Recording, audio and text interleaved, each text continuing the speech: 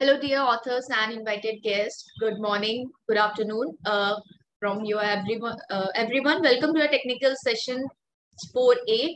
On the behalf of Team ICT4SD and a Global Knowledge Research Foundation, it's my great pleasure to welcome you the 6th International Conference on ICT for Sustainable Development through Zoom.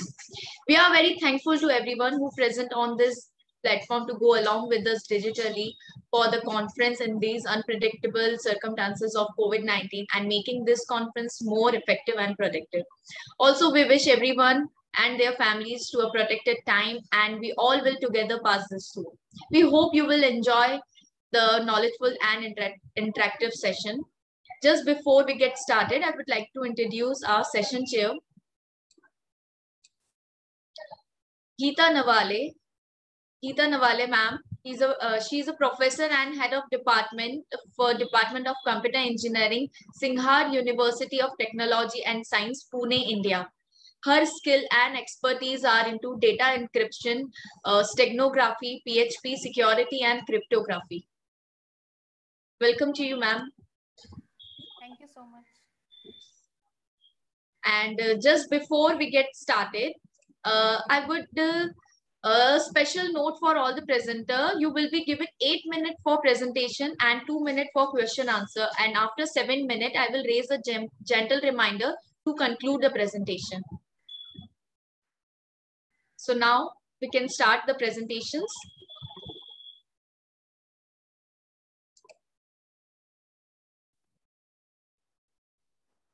I would like to call our first presenter, Ms. Shivani Krishna Kompela. Her paper is Design and Study the Performance of Microstrip Patch Antenna for 5G Mobile Communication. Hello, am I audible? Yes, yes. Okay. You can start. Yes. Can everyone see my screen? Yes, yes. Okay. So, hi, good afternoon, everyone. I'm Shivani. I'm a fourth-year electronics student graduating this year. So, the topic for the day is Design and Study the Performance of Microstrip Patch Antenna for 5G Mobile Communication. This research has been conducted under the supervision of my professor, who is Dr. Abdul Razak. So this is the scope of the presentation today. So instead of directly going to 5G design, I will go through the process of 4G antenna designs and then expand the design to discuss the 5G designs, because that is how the research took place. So the introduction, 4G designs, their results, how I stumbled upon choosing the perfect parameters, 5G designs, their results, and which I found out to be the most optimal design, its analysis, and the conclusion and future applications. So first up is the abstract. So it's a modified Vivaldi antenna, which is designed after running 16 simulations to check for the highest gain output by changing parameters like size and substrate. So the final antenna has a maximum gain of 4.763 dB and a VSWR of 1.5 at 40 gigahertz. And all the simulation carried out in this entire project is done via the CST Microwave Studio Suite, which is a software for antenna designing. So basic introduction is that characteristics such as antenna size, bandwidth, power loss, data rate, and gain have to be improved accordingly in order to achieve a perfect trade-off between size, cost, and radiation efficiency. And as most of you would probably know, the frequency spectrum of 5G application is in the range of 20 gigahertz to 90 gigahertz. And whenever we design an antenna, it's usually at the frequencies of 28, 38, or 72.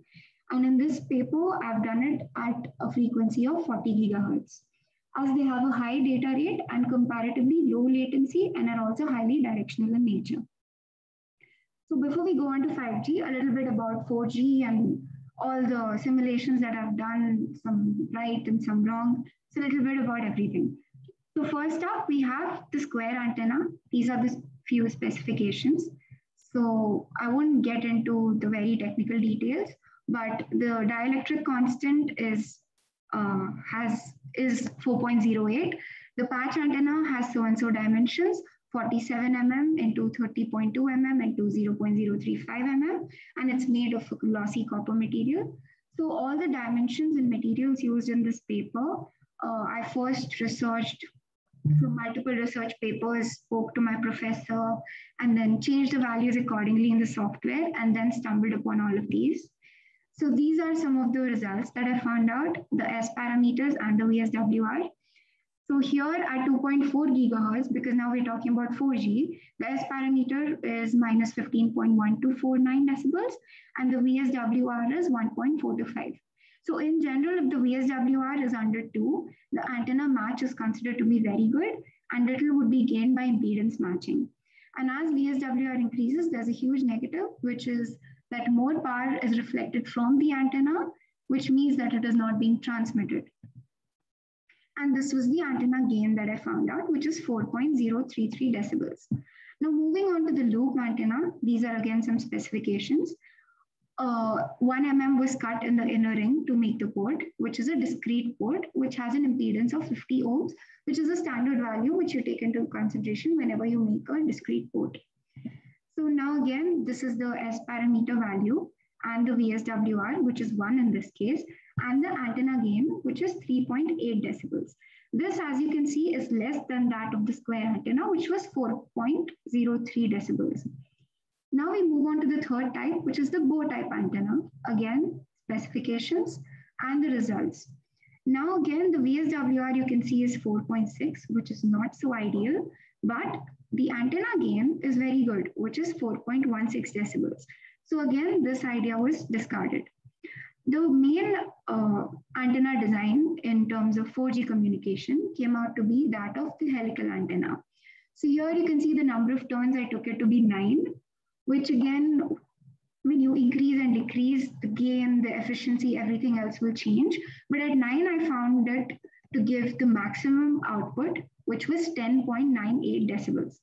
So all of this was done in keeping in mind 4G communication.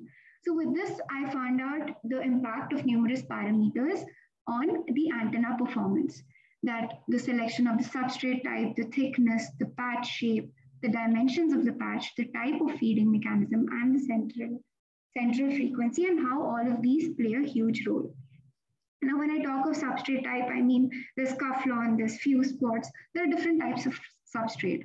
And I've carried out simulations on all those types of substrates.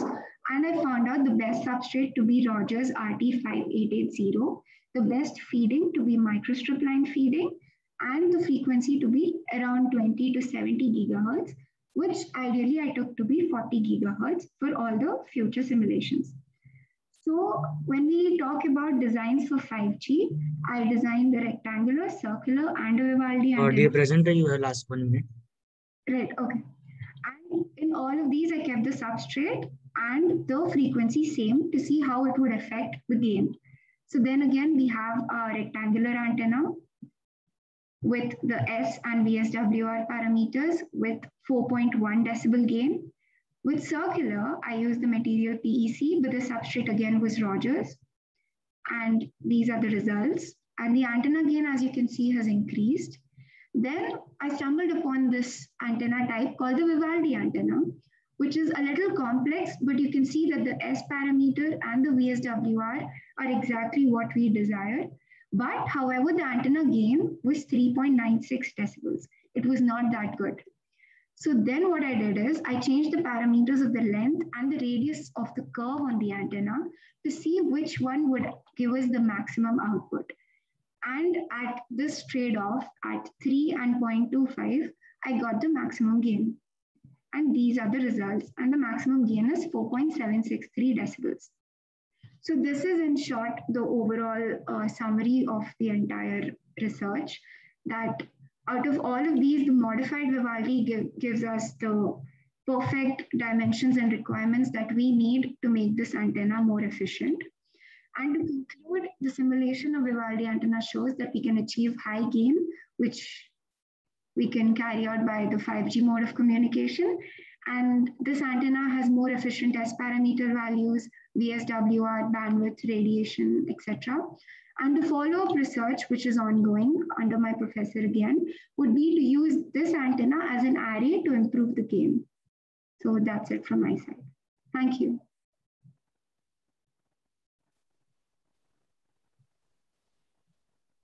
Yeah, Shivani? Yes, ma'am. Am I audible? Yeah, a little bit, yes. You know, the right now in India, we haven't started with the 5G mobile communication. Right. So how will you face this situation then? So a lot of companies, all the major companies like Ericsson and Nokia have already started using 5G, but not in India. And China has also started research on 6G already. So I feel that 5G is of course very important and has to be brought to India as soon as possible. And with more research on topics like these and bringing out papers like this and researching more on it, especially from our side, from our Indian colleges, it'll be a huge step up for 5G in India. Which simulation tool you have used? Here I use CST Microwave Studio Suite. Okay. And is there any specific reason behind choosing only microstrip patch antenna? So while studying in have you studied different types of antennas and then you have arrived at this microstrip patch antenna? So this topic actually, in a normal college course, I came upon 5G and I thought the exact same thing that, because it's been very recently launched in 2019 and talks have already started about 6G. And I realized that there's not much research being done on 5G as such, which is when I stumbled upon 5G and then I thought, why not bring it to mobile telecommunications? And that is how I stumbled upon microstrip patch antenna. Okay, thank you. Thank you. Thank you. Thank you so much, Shivani, for your presentation. Now moving away to our next presentation. It's Edwards Hardika Sandy. His paper title is Parallel Algorithm to Efficiently Mine High Utility Item Set. Yes, sir. Yes, sir. You can start. Yes, sir. Is my PPT visible? Yes, yes. You can start presentation. Okay. Good afternoon, sir and ma'am. My name is Edwards Hardika Sandi Atmaja, and my supervisor is Dr. Kavita Sonawane. Today, I'd like to present my paper, Parallel Algorithm to Efficiently Mine High Utility Item Set.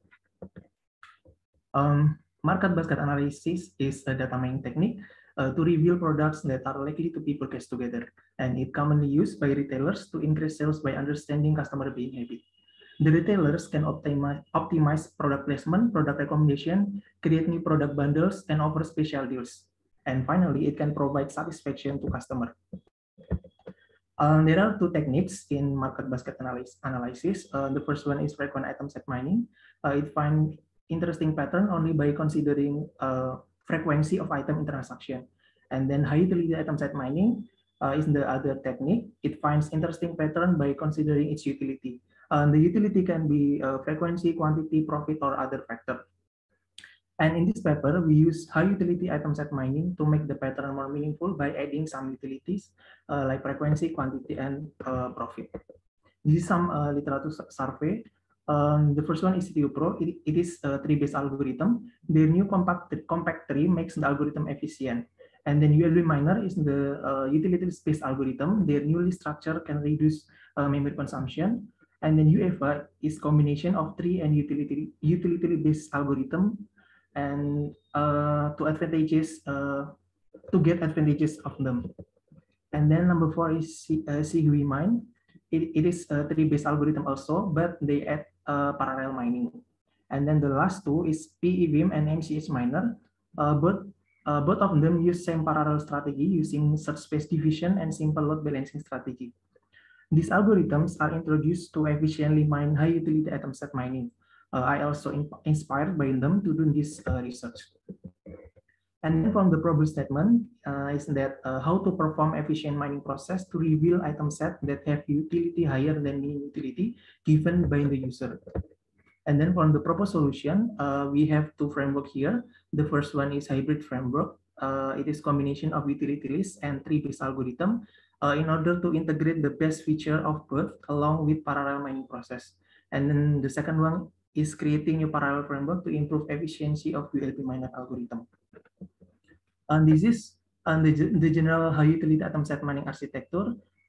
We have transaction database here. And based on this transaction database, we find one item set transaction weighted utility by finding distinct item which has transaction weighted utility higher than minimum utility. And based on this list, we revise the database by removing items from transaction which are low utility. And then based on this revised transaction database, we construct the data structure, either tree or utility list. And then based on this data structure, we run the mining process. And finally, we collect all high utility atom set mining from parallel mining. And then this is the sample data. Table 2 is example of database, and table 3 is profit. So each item I in T has quantity that represent how many I appear in T. And then every item I is related to a profit P. Based on this data, we try to discover interesting pattern using our two proposed framework. The first framework is hybrid algorithm. We call it CLB. So in the left side is revised database. So in the third process, we have revised database here. So this left side is revised database. And then based on this database, we construct the CLB tree. And this figure 2 is CLB tree after inserting T4 or transaction 4. In this condition, we can see here the count of index 2 and index 4 is 0. It means that there is no transaction contains index 2 and index 4 anymore. So it means we can immediately mining index 2 and 4 without waiting for the tree construction finish.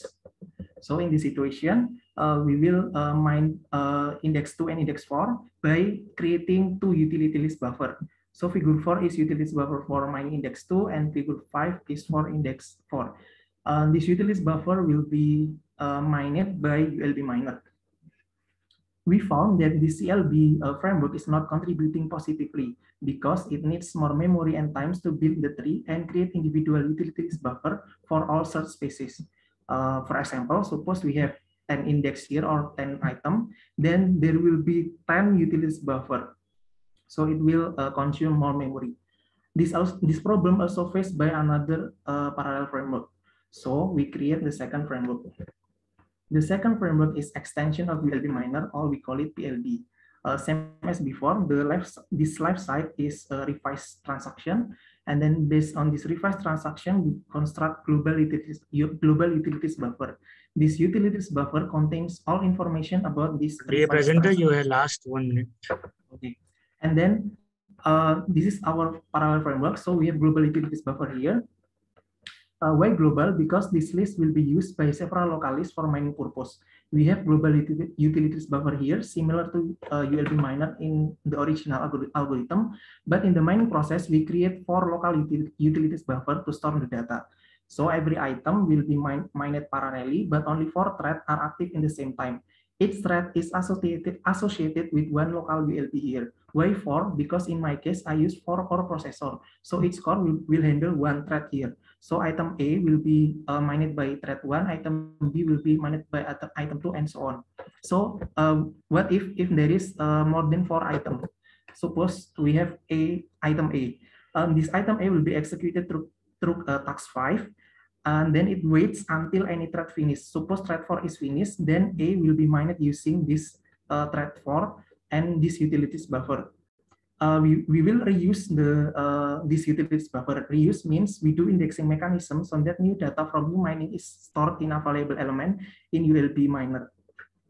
So this is our result. As we can see here, PLB runtime is the best, and ULB miner memory consumption is the best. PLB consume more memory than ULB miner. It is reasonable because in parallel processing, each thread needs memory allocation to maintain the data. PLB can minimize the memory usage here. Even PLB has higher memory usage, but the difference is not significant. The other parallel framework consume more memory like CLB because they don't or can manage the memory. As we can see here, CLB consume much more memory. And then this is the execution for ULB miner and PLB. PLB always below the ULB miner. And then this memory consumption, PLB has higher memory consumption, but it is not much different. And then for the conclusion, CLB has relatively poor performance in terms of running time and memory usage, even it can discover the correct high utility item set. And then number 2, PLB, which is extension of WLB miner, outperform WLB miner by up to 2 times faster in retail data set with minimum utility 0.02% and running time 11.648. And then for the recommendation, PLB still consume more memory, approximately 5.4% higher than ULB miner to store the data. So in the next or future work, we can find a way to do more efficient memory management for parallel processing. So this is my reference. Thank you very much. Okay, will the size of the database matter the algorithm which you have designed? Okay, ma'am. So if we see in this graph, this minimum utility will affect how many or how far the mining process will go. So if we reduce the minimum utility, then this running time will rise. But as we can see here, the PLB is not exponential, like more flat than ULB miner. So if we add the data set, it will do the same thing, ma'am. So it will be increase the running time, but not significant. And if will it depend on this characteristic, whether how much dense is the database or sparse it is? Oh yeah, actually these three data set is sparse, ma'am. Actually this three data set is sparse, which is actually I did some experiment, 6 data set, sparse and dense data set. But then I picked retail and Kosarak because retail and Kosarak has the most number of transaction and then the most number of items. So I use these 2 data set and extra data set. Actually, this is real data set from a store in Indonesia, something like that. So I also run it in sparse. It's also good, man, but I don't attach the result in this paper, man. Okay, thank you. Thank you. Thank you, man.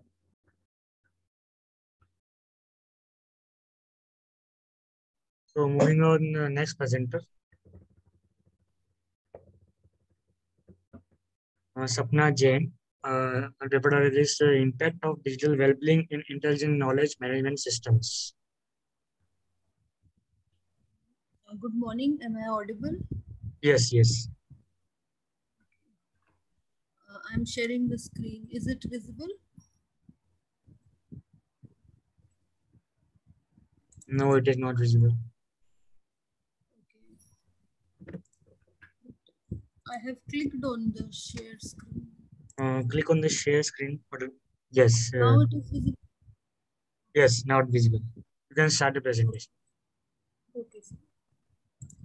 Just sir, let me know because I am in my university here. It's a great problem. I have joined with some device, but just let me know if it is not. So. Yes, you are audible and you can start the presentation. Okay, sir. So, good morning, everyone. The paper title, I am Dr. Sapna Jain from Jamia Hamdard University. The title of my paper is Impact of Digital Wellbeing in Intelligent Knowledge Management Systems. So, the presentation contents is introduction, literature review, digital well-being in the field of intelligent education systems, then the challenges faced by the intelligent education systems, then how digital well-being is used in healthcare systems, what are the challenges in the healthcare, then how it is used in agriculture system, and what are the problems faced in the agriculture and what are its impact. So basically, digital well-being is a term in which it is used by everyone now in the pandemic also, and otherwise also we are using digital well-being everywhere. It is a term used by health professional, researcher, and manufacturer to describe the concept that when human interacts with the technology, we are using the technology in our own spheres, and how the technology is having an impact. That is the study. So the paper discusses and analyzes how digital well-being applications are useful for people for different sectors of society. So basically, in this paper, I have tried to take the three important fields as my area of research is sustainable development. So there we have education, healthcare, and agriculture. So according to the Sustainable Development Goals also, these are the three pillars of the society. And if we are using the digital well-being in this fields properly, definitely we are going to have a proper sustainable development going in the country. So the word we are using the digital, it is frequently defined in the terms of skills that people require to purposely make of user technology. So there is so much research in this field, but some of the points I'm just highlighting. There are so many researchers who have tried to study the traditional education methods, and then education methods, and then they have tried to come up with the new ideas. Then there are various tools that we are using in this field. So we start with the intelligent education system. Now, in case of intelligent education system, as we are seeing from last 1.5 years, we are using online learning, and definitely before that also, this paper I have written in between. So I have not focused on the COVID-19 scenario, that pandemic scenario, but in this that how we can use. So digital well-being is very importantly used in these days, even if we were having our offline mode of education, because this helps us to bridge the gap between what is the knowledge that we are having in traditional system and what is the knowledge that we are having in the current systems, and we can provide the best education. So in this, we can use different tools that are available on the education. We are using websites, we are using LMS systems, we are using videos, there are so many websites that are given by the UGCA, where students can register and they can study. But there are some challenges also that are being faced, because it's not we are talking about the traditional system. In that, we have more of the human approach that is there. But when we move towards the online education and using much more multimedia material and everything, so obviously it is fascinating. We are using it in a way that attracts the students, but it has the other impact also. Sometimes they are they are motivated for some time, and then they feel that everything is there at one go, so they are not using it in a proper way. And then even if we are now these days, we are having so many portals they are providing the courses wherein they can download the videos and do everything. So sometimes the students are using it effectively, sometimes they are not using. And there are so many other issues, like AICT is also developing, the language issues are there. So that language issue is going to be resolved. So then resistance to change also. Sometimes the students now these days, due to pandemic, the things have changed, but we have to first of all update our both the sides, students and the teachers. Then we have to keep on motivating the learners to use the courses for a long time, because when we are using the digital tools, so they have their own advantages and disadvantages. So then evaluating effectiveness, then how we can evaluate. There are tools that every websites and all the tools they are trying to evaluate, but still there is a gap between that, the learning and education providers. So we need to continuously update the tools that we are using as per the needs of the learners. That is very, very important. So then the role of digital well-being in the intelligent healthcare systems. So now as we talk about the healthcare systems, so definitely now healthcare systems, we are using so many tools in the healthcare systems like big data. We are using big data, we are using in the healthcare, we are using IoT devices, wearable devices these days. Dear presenter, you have last 1 minute. Okay, I'll just go. So, so we use artificial intelligence, virtual health assistants, all these tools are there, but they have challenges too, because sometimes some problem, the first major challenge, cost effectiveness, and the second major channel, that is the data that we are having these days are not sometimes correct. Then data processing, cyber security, digital user experience.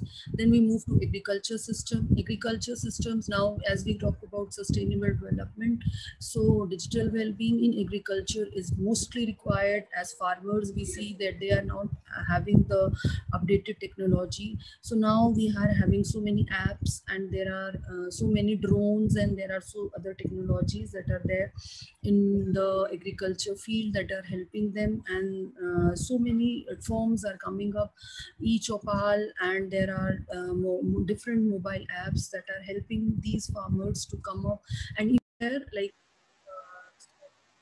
to expected value. I'll come to the impact. So a survey was conducted with the questionnaire form. So we have studied that impact of digital technology, what tools were used in the health sector, big data, wearable, artificial, robotics, clouds.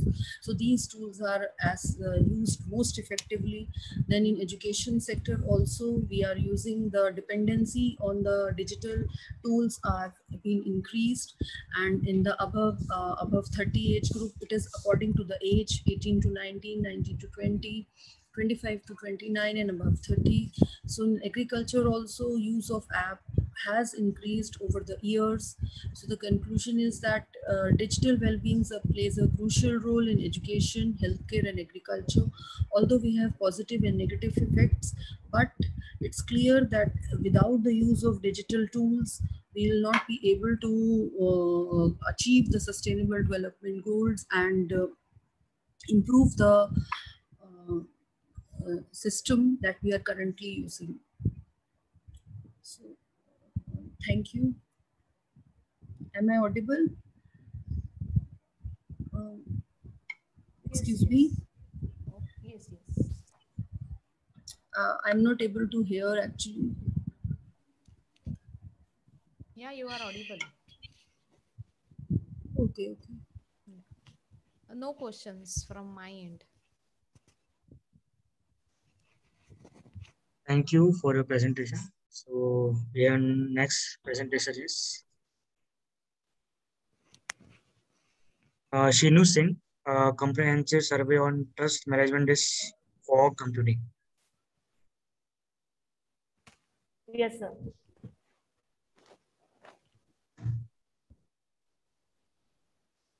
Yes, you can start presenting.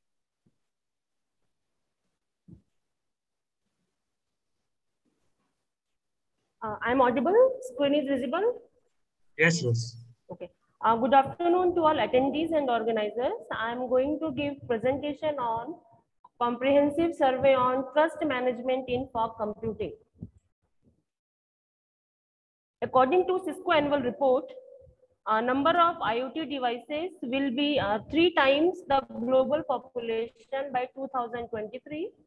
As IoT devices are resource constrained devices, they are heterogeneous in nature of different hardware configuration, and they require timely response, that is minimum latency.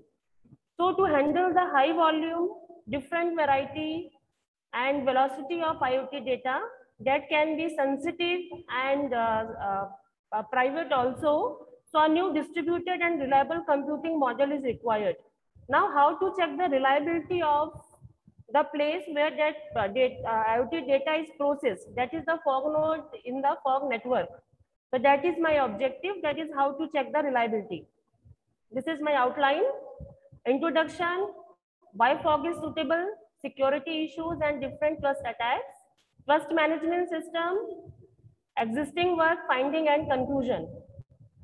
Fog computing is highly virtualized and provides similar cloud facilities. It is present at the close proximity of the things layer to solve the latency issue of the cloud.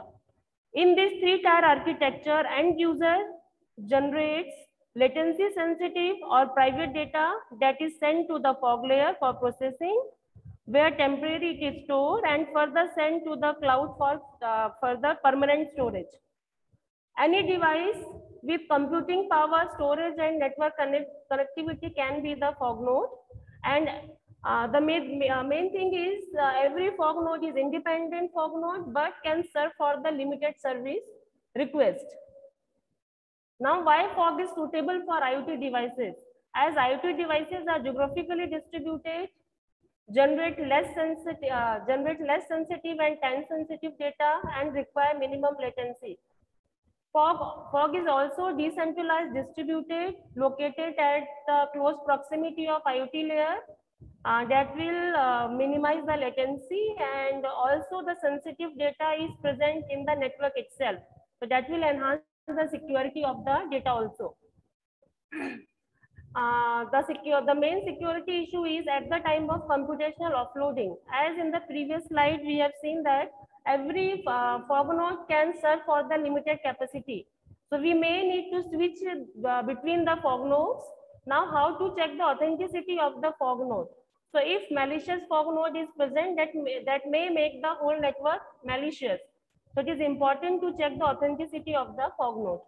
Traditional authentication techniques are inadmissible because they require encryption, decryption, heavy processing and storage. One of the solutions can be the trust management system, where trust is the level of faith to predict the behavior of the object.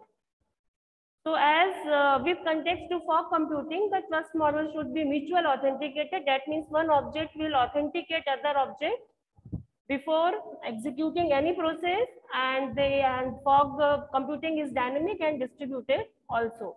So these are the various trust related attacks that we need to consider or we need to test after in every trust management model.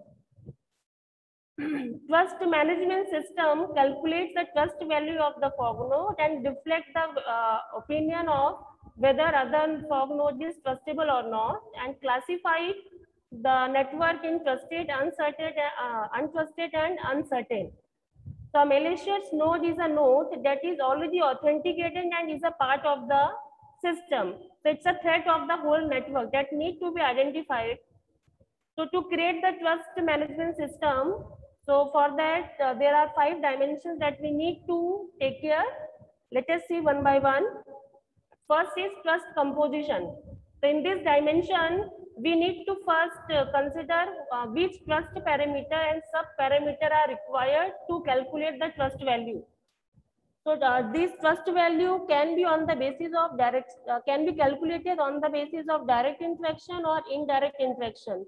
So direct interaction means quality of service, quality of security, or indirect interaction we can say that is collecting recommendation or feedback from other local, global or community fog node.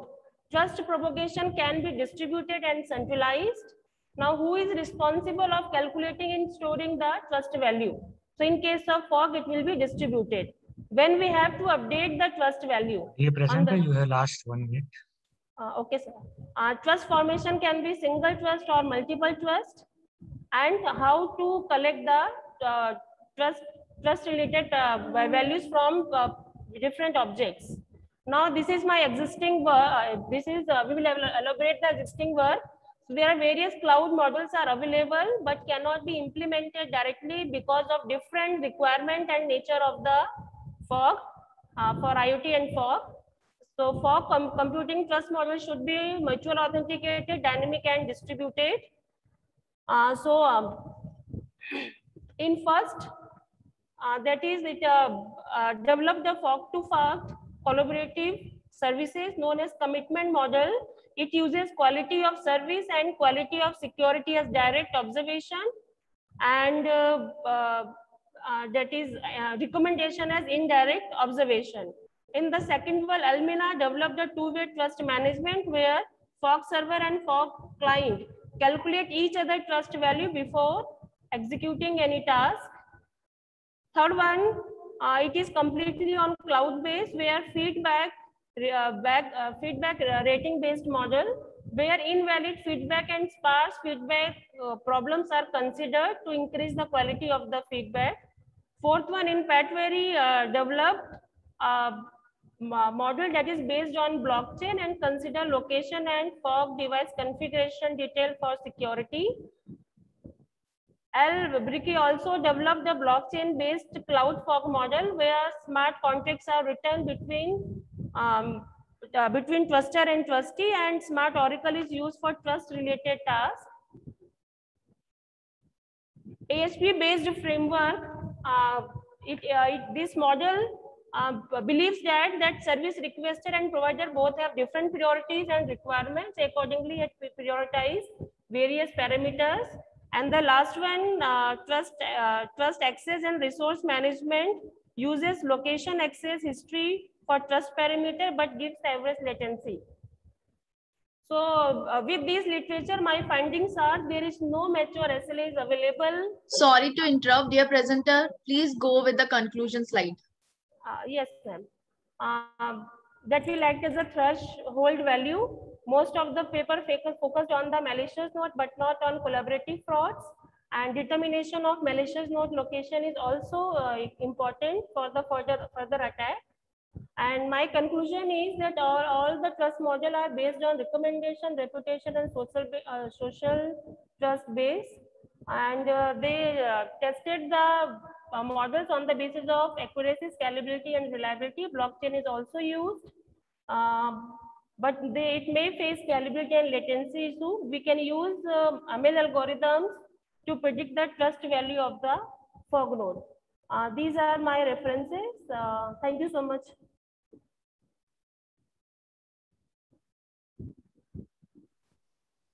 Hello. Yes, ma'am. Do you know agent-based trust management? Agent-based trust management that is used in the cloud. That is there is a server that work as agent that will allocate, and it will work on the basis of that. And what is group-based trust management then? Can you pardon me? Group-based trust management. Group-based? Yeah. Ma'am, I have no idea of group-based trust management. Okay, thank you. Okay, thank you, ma'am.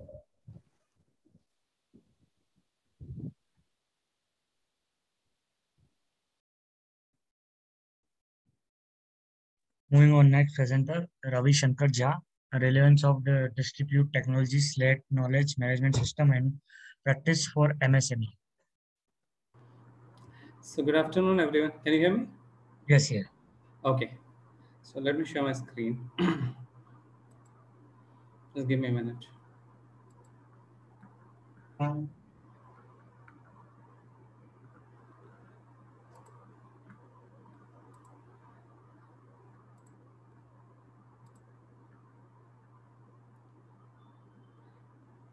Is my screen visible? Yes.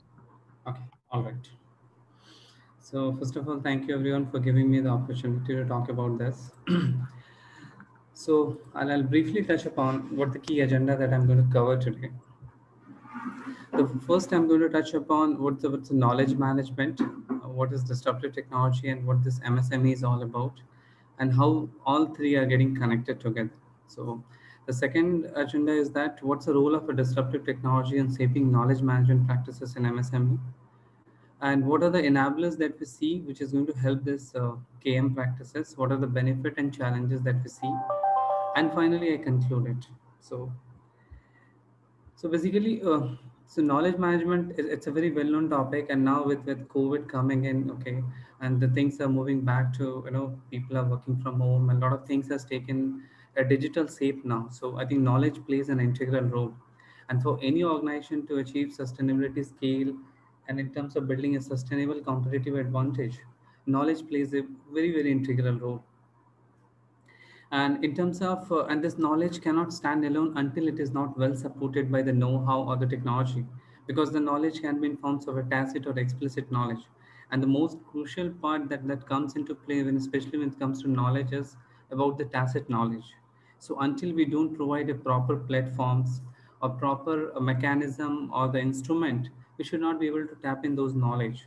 And in order to provide those instruments, disruptive technologies is playing a crucial role there. So if you look at in this era, the digital era that we're talking about, now most of this organization are moving from a resource-based view to a knowledge-based view, because knowledge is what which is being considered well. So I think the technologies like big data, IoT, and other disruptive technologies are also making their way. So just to cite some example, like how blockchain is being used to deal with the claim handling, subrogations, KYC, and different processes are there. And how exactly this MSME come into this play?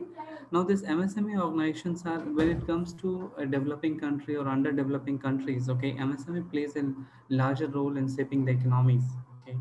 In order for, and basically they are nothing but they are cascading or fueling the growth to a larger enterprise, because most of this, we are living in a world of an insurtech or a fintech kind of organization, okay.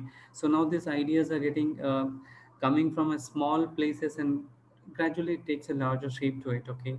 So overall, if you look at a holistic growth and social economic development, MSME plays an integral role in that, okay.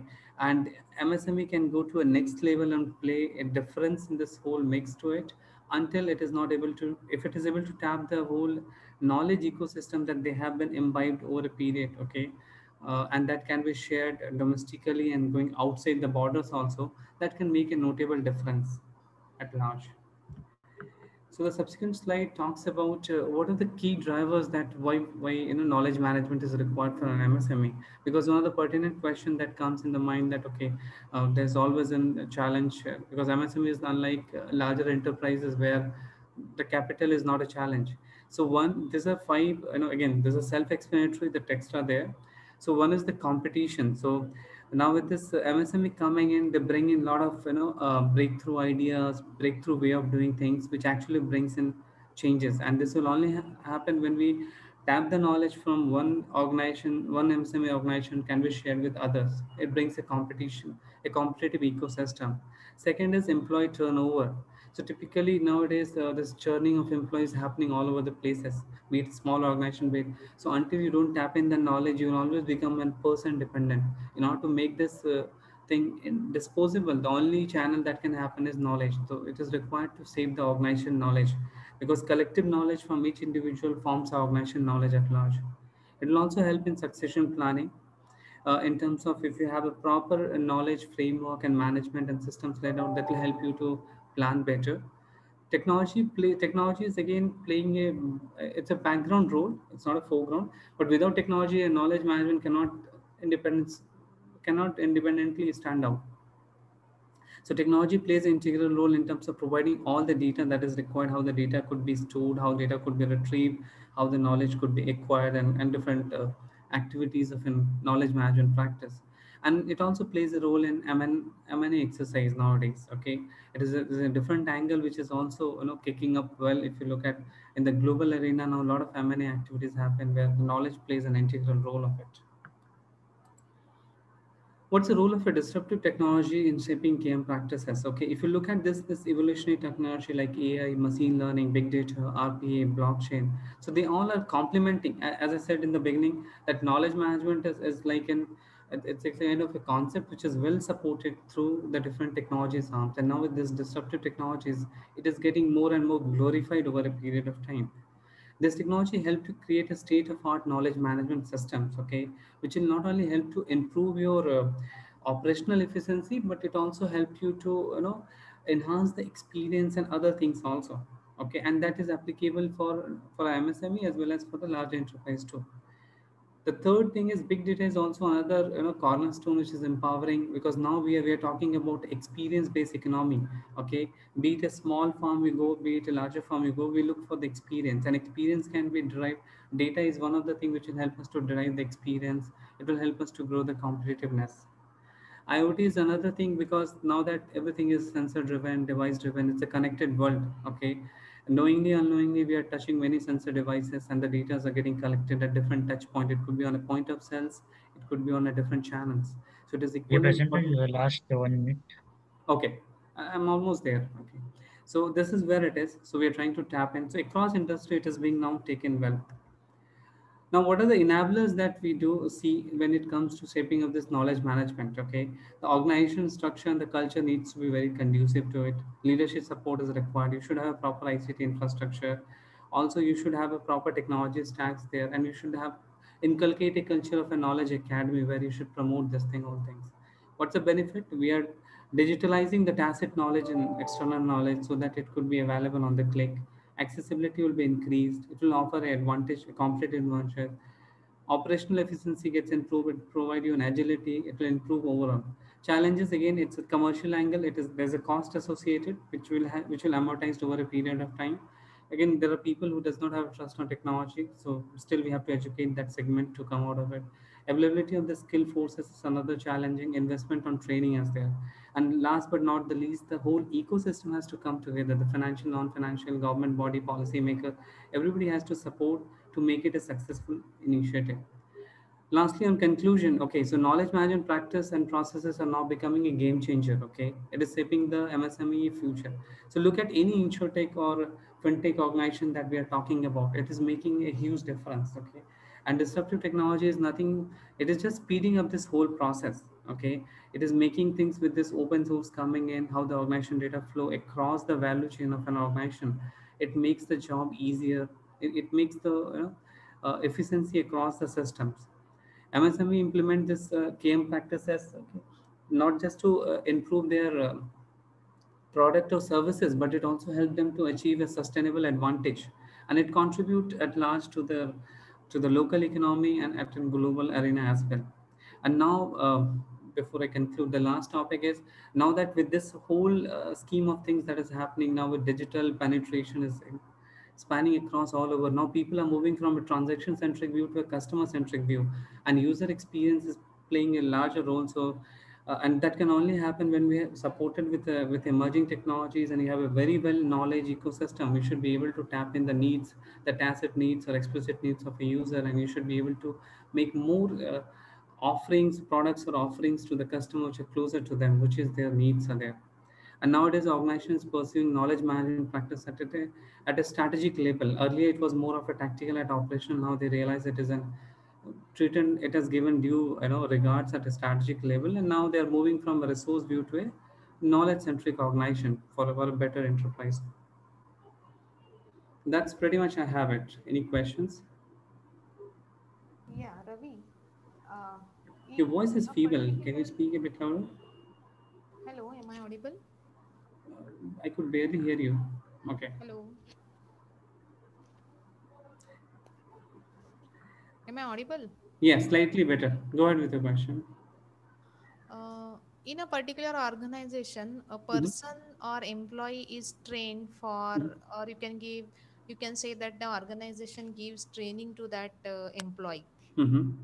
and over a period of time, he does handles everything there in the organization. Mm-hmm. Now, what if the person leaves that organization and all the knowledge is with that person only? Mm-hmm. So, how to handle that situation then? Okay, it's a brilliant question. Okay, so there are many ways you can handle this thing. Typically, we have something called as a knowledge sharing session within the organization. You can conduct on a monthly basis or a bi-weekly basis, so that, for example, if I learn something new, I should be share with my peer. Okay, so organization should be creating some sort of a conducive or rewarding culture that those who are contributing are knowledge sharing. So that way, one way you can tap in, share the knowledge. Second way is that you should encourage to create some knowledge collaterals to employ, and you should incentivize that initiative so that the knowledge collaterals can be created. Third thing is, if the person is leaving, okay, you should have a proper knowledge transfer sessions are there. We should be documenting, recording everything that he or she has done it. So these are some of the ways that you can tap in those knowledge loss that you can experience if a person is leaving. Okay. Thank you so much. Nice Okay. answer. Thank you everyone for your time. It was indeed a good session. Now I'd like to call next presenter, Vaibhav Tiwari. His paper title is Hygia, Smart Health and Sanitizing Dispenser. Hello, am I audible? Yes.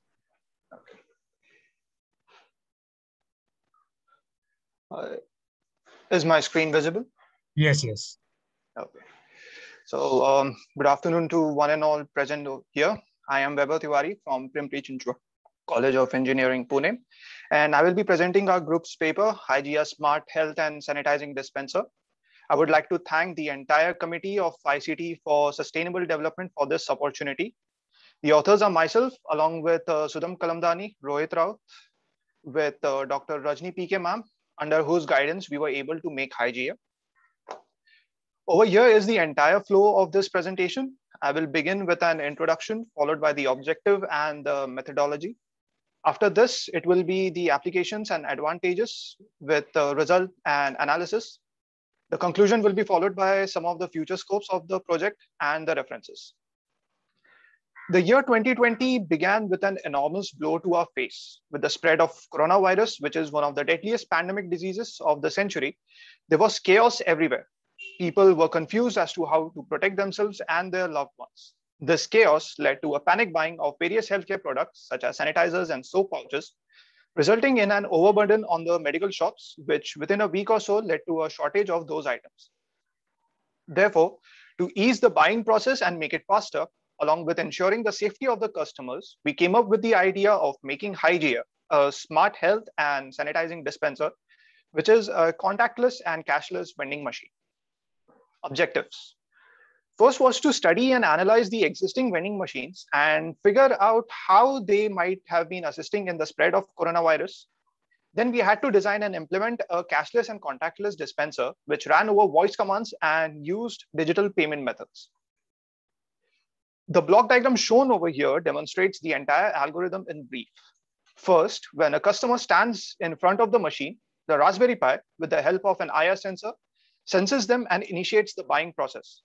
With the help of a mic, the customer places an order of the desired item along with their quantity.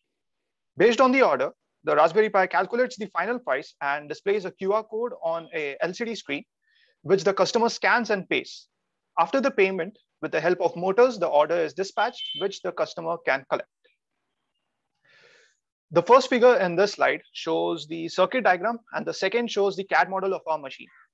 As the machine is a prototype, the circuit diagram shows only 2 motors, each of which are responsible for dispensing 5 items at a time. The hardware specifications. First, Raspberry Pi. The reason why we chose Raspberry Pi 3B Plus was it could be configured to perform a lot of tasks and control the 40 GPIO pins that it offers, along with various ports such as HDMI port or the Pi camera port with relative ease and at a pretty reasonable price. The ultrasonic and IR sensors. The ultrasonic sensor is used to calculate the stocks after each order is dispensed. The IR sensor is used to activate Hygia to enable its operation. Motors. The current prototype houses 2 motors, each which dispenses the products such as masks and sanitizer bottles. Mic, Pi camera, and LCD screen. The mic assists in accepting the order. The screen guides the customer along the entire procedure, and at the end displays the QR code, which the customer can scan to pay. The camera takes the picture of the customer and stores it for the future order recommendations. Now for software specifications. Razorpay Payment Gateway. It is a payment solution that helps companies to make and receive payments. It accepts credit cards, debit cards, net banking, UPI, and common wallets, as well as other payment methods. OpenCV and speech recognition was also used. With the help of speech recognition, the order is extracted from the speech in order to place it. and OpenCV is used to capture the images of the customer and store it in the database. Applications and advantages. There are various applications of HiGear, some of which are, first, it can run 24/7 without manual labor.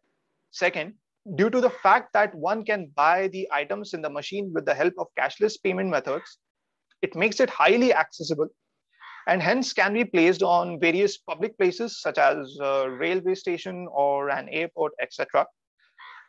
Third, apart from masks and sanitizers, other items such as non-prescribed medicines can be dispensed.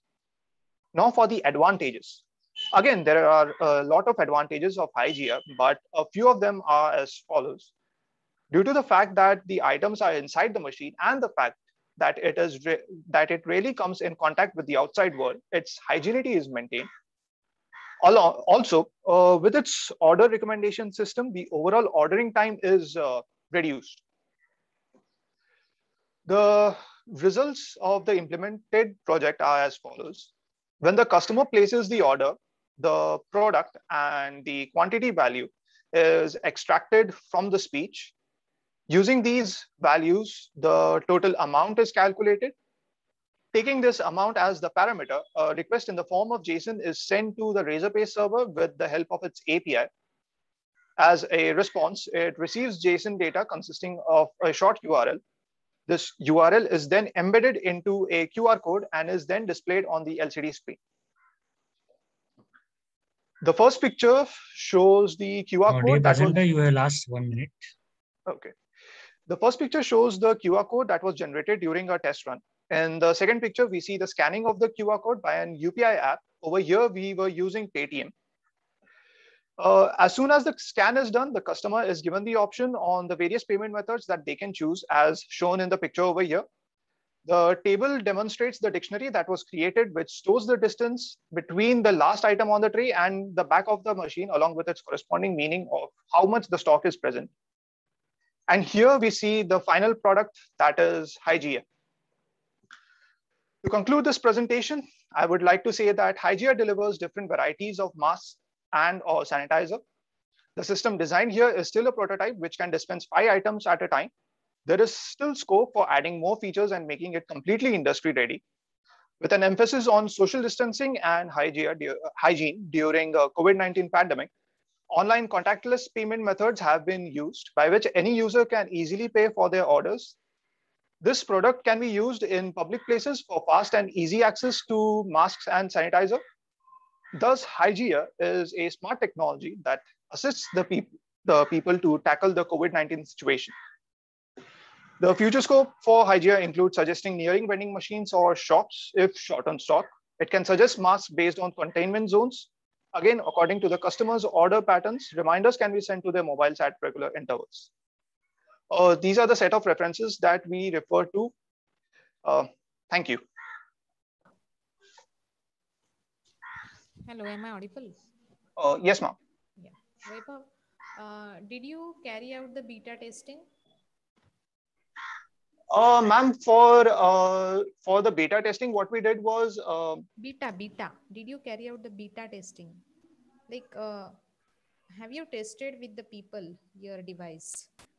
Yes, ma'am. The place where we were actually making, it was a kind of a warehouse wherein people worked for different other companies, like manufacturing some products using sheet metal. Over there, we set up our product, and the feedback that we received from them was pretty positive. Therefore, we moved forward with this HiGear. For how many people you have tested it? The picture that I showed was for the first prototype. According to the second prototype that we made, it contained around 20 masks and 20 sanitizer sachets. So, as the entire strength of the people in that warehouse was around 25 people, so it was pretty convenient for them. So, whether this HiGear recognized all the, you can say, audio or the voice of the 20 people? Yes, ma'am. Did you face any problem?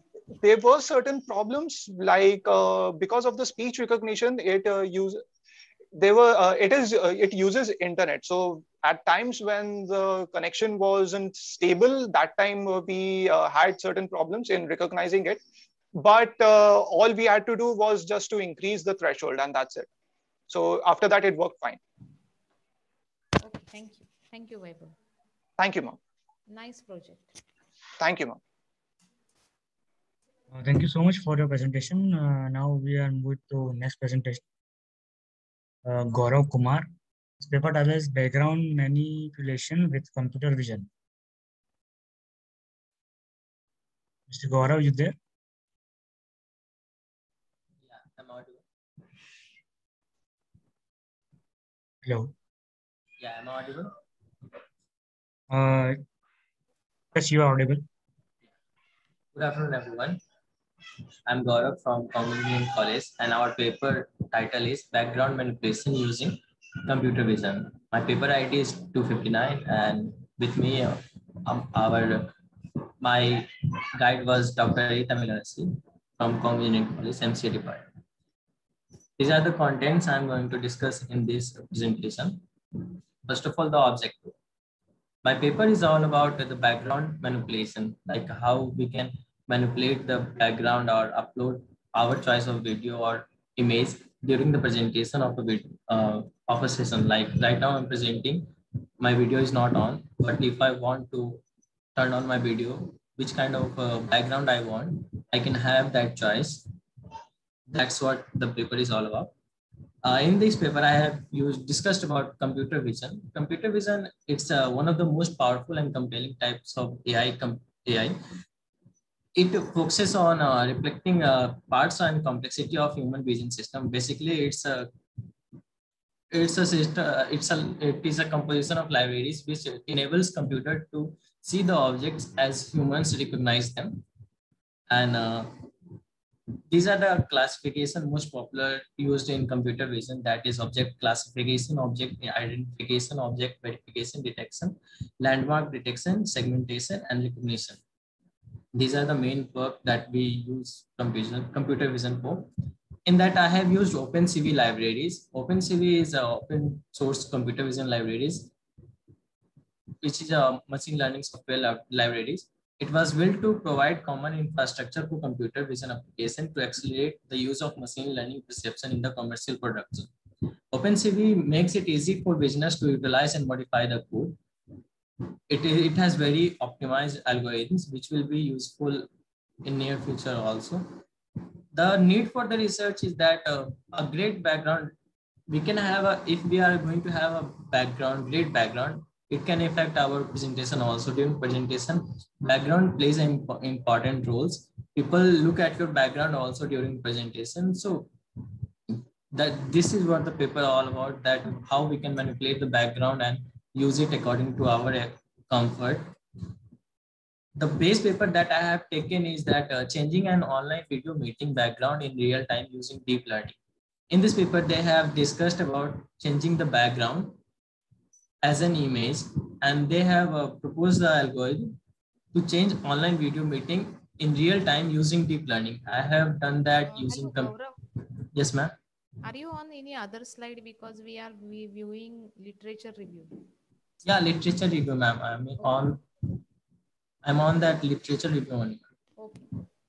So in this paper, they have used a deep learning to manipulate the background. The next paper I have taken is the robust background subtraction method for background changing.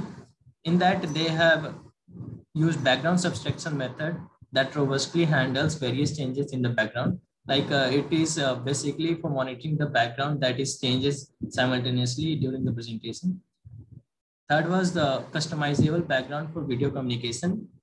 In this, we can use the background that is like during presentation, we don't know how we are appearing on others' screen. So this paper is all about how we can control that. And fourth was effective Gaussian mixture learning for background subtraction. This is also in this paper, they have discussed the pixel subtraction method for surveillance applications, and they have implemented that. Okay, so I'll go to my implementation part. The aim of this whole paper is that we can change the background according to our choice. And the foreground and background, it is going to be subtracted. Then the background is going to be removed from the original video, and the video we have uploaded from our local devices, that will be subtracted and implemented in the background, and it will come as a presentation. The advantage over the base paper is that we are going to use computer vision that is going to work much better than deep learning during image subtraction method. And in the base paper, they have discussed that usually the presenter is not moving that much. So they have not taken that into the criteria that if the presenter is moving or not. But in our module, if you are going to implement it, it doesn't affect that much that if the presenter is moving or not. Even if they are moving, the background is going to be adjusted according to that. So that was all. It can give an option to the result, and conclusion is like that we can upload a video of our choice and it will be uploaded, and we can have that in our presentation. That will give the extra benefit to the or confidence to the presenter. Like in this Zoom also, we have the predefined templates. We don't have the choice to upload the video of our own choice or image of our own choice as the background. So that is the ability will be given to the user during the presentation if this module is implemented. That's all. Thank you.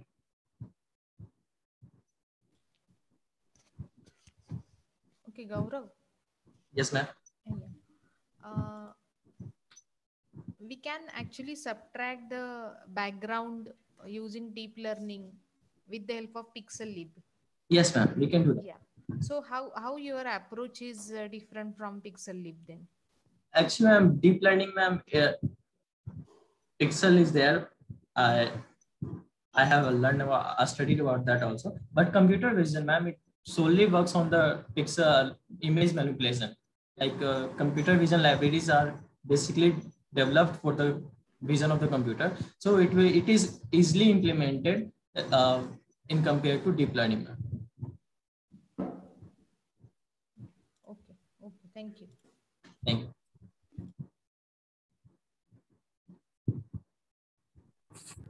So we are moving to next presenter, Ribu Hasini.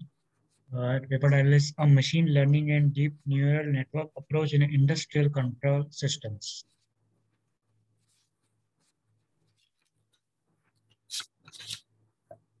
Hi, is the screen visible? Yes, ma'am. Yes. So good afternoon, everyone. So I'm Ribu Hasini from Amrita Vishwavidyapeetham. I have done my master's in cybersecurity. So here I'm here to explain the topic machine learning and deep neural network approach on industrial control system. So first I'll explain what is an industrial control system and a SCADA, then why machine learning techniques are applied on them. So ICs consist of devices, networks, and controls to automate industrial processes. ICs consist of several control systems such as supervisory control and data acquisition, SCADA system, and distributed control system, DCS. So they are widely used in different critical infrastructures such as smart grid, power distribution, transportation system, water treatment plants, and manufacturing. So in power plants, IC's key role is evident, and multitude of automated systems are operating in SCADA framework. Hence, if the automated system is entangled, that could endanger the entire system's performance, where a small fault or malfunction would lead to a cascade failure. Thus, fault detection in ICs, especially in critical infrastructures such as large-scale power plants, have attracted much attention in recent years. This is the reason why machine learning is applied over here. Generally, communication between ICs components is based on information. I'll just show the introduction. It is based on like this fault detection in ICS, especially in critical infrastructure such as large-scale power plants, has attracted much attention in recent years. This is the reason why machine learning is applied over here, and the reliance, that is the trust on the communication network to transmit measurements, that is the sensor value, motor value, temperature value, could increase the possibility of intentional attacks against physical plants. So conventionally, network traffic is secured by mechanisms such as authentication, data encryption, and message integrity. So techniques, so however, these methods cannot completely protect the entire level of an ICS network against a wide range of malicious activities. Hence, machine learning learning is applied for training a fault detection method. By using ML, the model can be designed to detect a particular attack and also to prevent them. So here, like this is the basic introduction which I have given. So the next is the problem statement. So so the aim of our research is to develop a mitigation strategy by effectively detecting the attacks on a SCADA system. So, sorry, is the screen?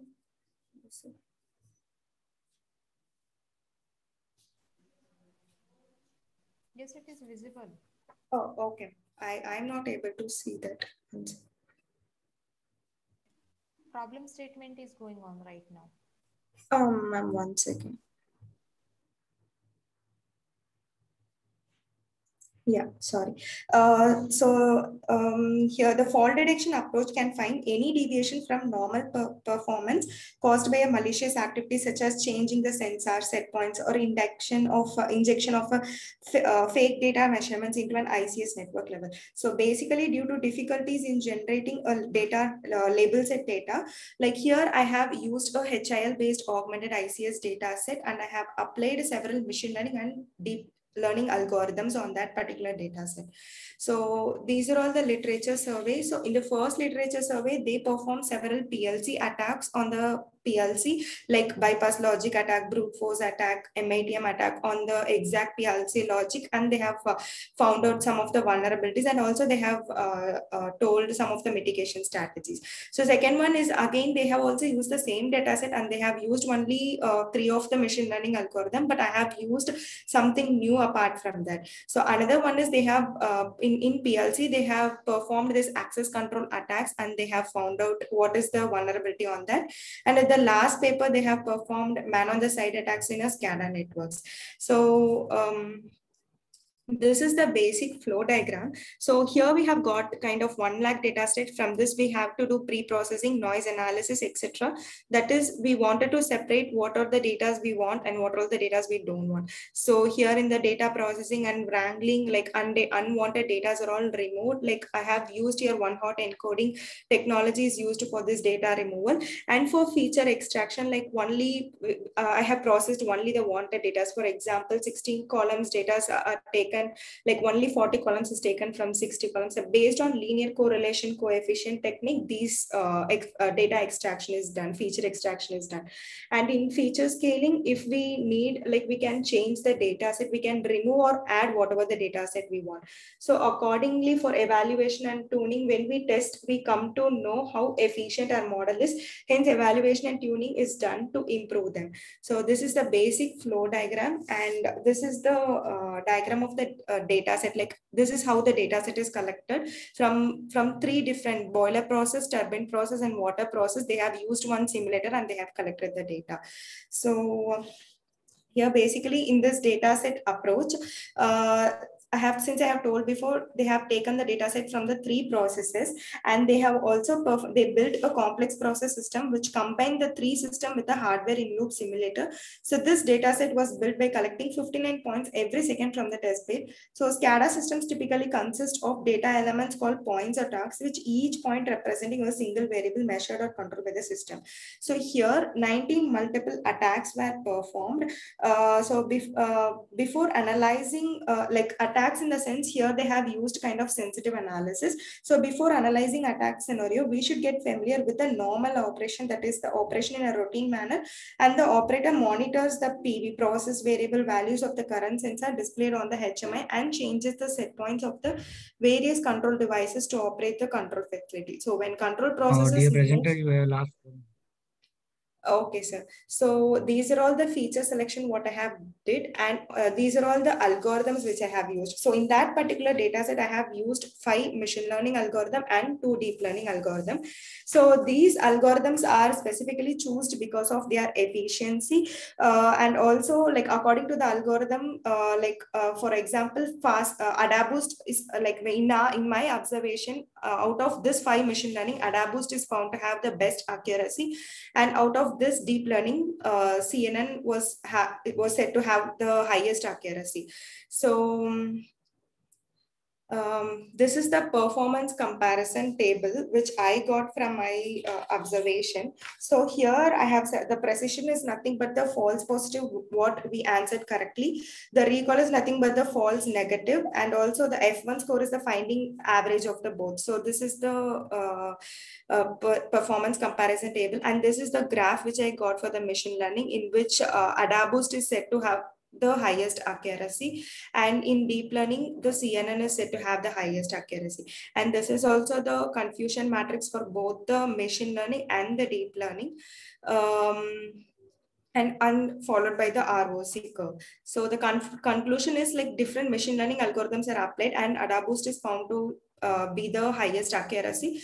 And when it comes to deep learning, CNN is said to have the highest accuracy when compared to LSTM plus RNN, but this is not the exact accuracy. Like if we improve the data set, and it may also increase, we can also increase the accuracy still. So the future work will be reinforcement learning technique, in which we no need to teach the model when the data set is changed, it will learn by itself. Thank you. Hello. Yes, ma'am. Yeah. For testing purpose, which data sets you have used? This HIL based data set, ma'am. The one which I mentioned, this one I used. Actually, I thought of using my own data, collecting my own data set, but because of this lockdown, I didn't get any testbed resources. So this was a recently published, 2020 published data set. So for generating a SCADA data set, we need at least 2 to 3 years for generating the data set. So I used this. Whether your algorithm will depend upon the data type, whether it is synthetic or real. Yes, ma'am. Like algorithms, it may depend on the data set, but if we still tune the data set, it may, the algorithms may produce different kind of accuracy. Like now I got AdaBoost, but if I still tune the data set, I may get other algorithms as the best one. So it depends. Okay, thank you. Thank you.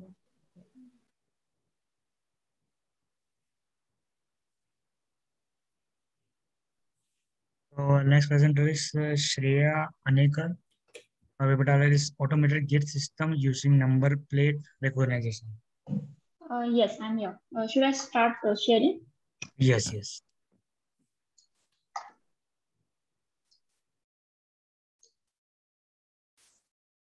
Please complete on time. Yes, absolutely. Yes.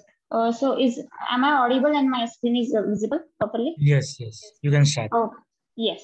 Hello, everyone. My name is Shreya Anekar, and I will be presenting for the next 8 to 10 minutes. So our topic of paper and today's presentation is automated gate system using number plate detection technique. Authors for this paper are Samruddhi Ejinwar, me, and faculty member of Cummins College of Engineering, Pune, Professor Harsha Sonawani. Firstly, I would like to start with explaining our system. And so we wanted to develop a system which will detect vehicle number from number plate of a car or a two-wheeler, or for that matter, any vehicle, and automatically authenticate the detected number from database. This system can be used at any entry point of society, offices, or malls. We believe that this system will lessen the work of security personnel. Also, it will guarantee us more security and accuracy. So basically, what is the need of this system?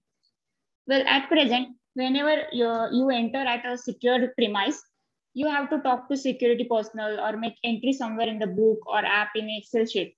And that takes a lot of time. You have to get out of the car also. And you also see there are two, 3 people doing the work. And since this is a manual process, it may cause the error. So in our system that we are proposing, you will only need one system handler and everything will be automatic. That is the plus of this system. And NPR system has been developed before, and you can find a lot of papers in that. Also, a lot of techniques also have been used. But use of NPR in authentication system is very rare and much needed. And there is not much of work done in this system. You can see for NPR system, I have presented a table here, which suggests a lot of techniques like BPNN, morphological, CNN, or OCR. And the accuracy, it depends on the number of characters in the number plate. We found the OCR technique for the recognition and detection works best in the number plate detection techniques. And also for image processing, computer CV library can also be used. Now I would like to switch to the system diagram. So basically we part the system into two major phases. First phase is number plate recognition NPR system, which uses image processing technique. And the second stage is the authentication of detected number plate. So we in the next two slides, I will show you the flow chart of these two phases. The first one will represent the number recognition of number plate, and the other will represent the authentication of detected number plates. Yes, so this is the diagram that we are referring here as our system diagram. In the first, you can see there is a number acquisition step. In the number acquisition implies the catching a picture from any camera. For our database, we took various pictures from various angles, edges, and light conditions. The images captured are colored images, which are normally in the RGB format. Now, after that, we will be processing after getting a number plate image, we will be processing the part. In the pre-processing, there are various steps. For example, we have to convert it to the grayscale. So because then it becomes much easier to process that image. Then image binarization is done. The image is changed over to high contrast design in this step. The reason for applying shading change is to diminish the quantity of scopes of shading scale from 0 to 55 to 0 to 1. In this progression, the detected grayscale image is changed over to a binary image. Then next steps come as a edge detection. Different edge recognition calculations are accessible to utilize, like Sobel edge detection, Canny edge detection, and they can detect edges also and also they can reduce the noise. These operators are most easy and popular way to perform edge detection. We found that Canny edge detection can be used, and it is very good technique to use for the noise cancellation as well. Then comes the extracted plate region enhancement. After detecting the edges, we can only get number plate region, and it can have noise like nut bolts, etc. So that's why we enhance the image, just like the photo editors we have in our camera, mobile phones. Then comes the character segmentation and recognition part. Character segmentation is a step between number plate extraction and character detection part. In this process, the characters on the number plate region are isolated or fragmented. There are numerous elements, for example, picture noise, brightening, and so forth, that make the character division hard.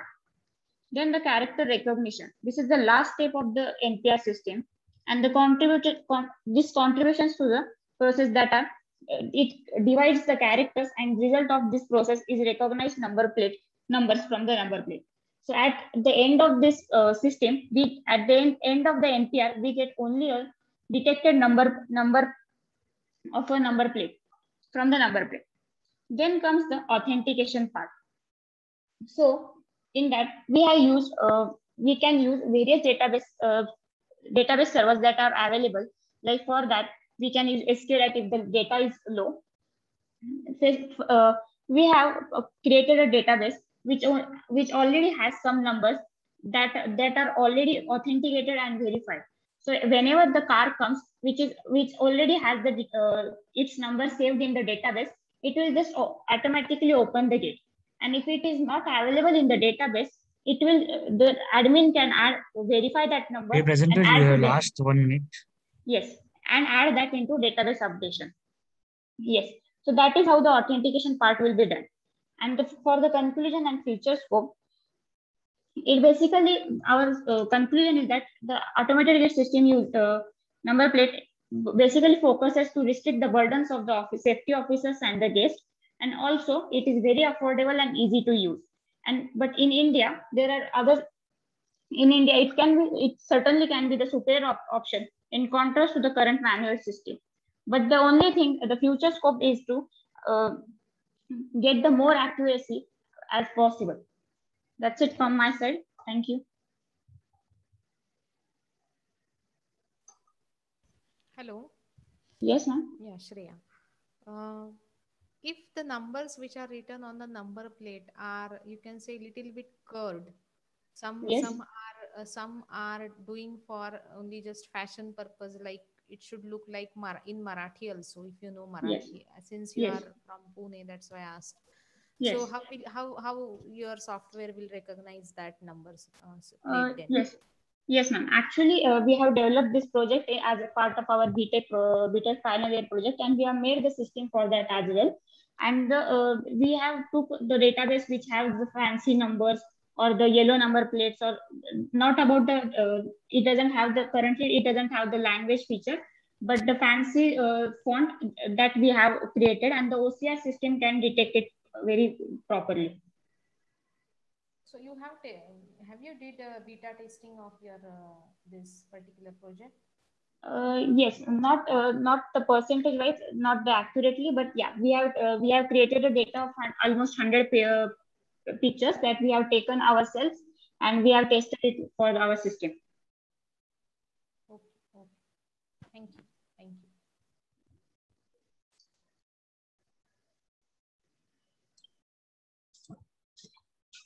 Thank you so much. And we had completed all the presentation, and I sincerely thank for the excellent presentation and contribution in this session. And I also thank all participants for being a part of this international conference and making this session was informative. All the presenter would be getting digital certificate within 2 working days, and we have already forwarded to the all paper to the Springer, and the publication will be live within 5 to 6 months. Kindly cooperate with the team of ICT 4SD 2021. And I also thank our session chair for this session. Thank you so much, ma'am, for your valuable time and presence. And this is the certificate. It's a token of appreciation, ma'am, on the team of ICT 4SD and the Global Knowledge Research Foundation. Yeah, thank you so much, Richa. And I kindly request to everyone, please turn on their cameras for a quick snapshot to making this conference more memorable.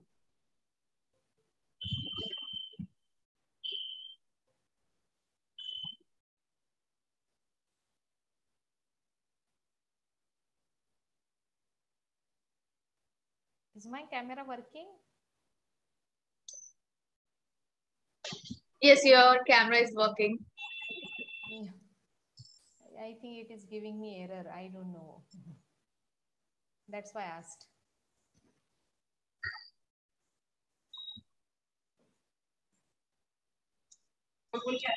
Thank you so much. Yeah. Thank you so much, ma'am. Yeah, thank you so much, Richa.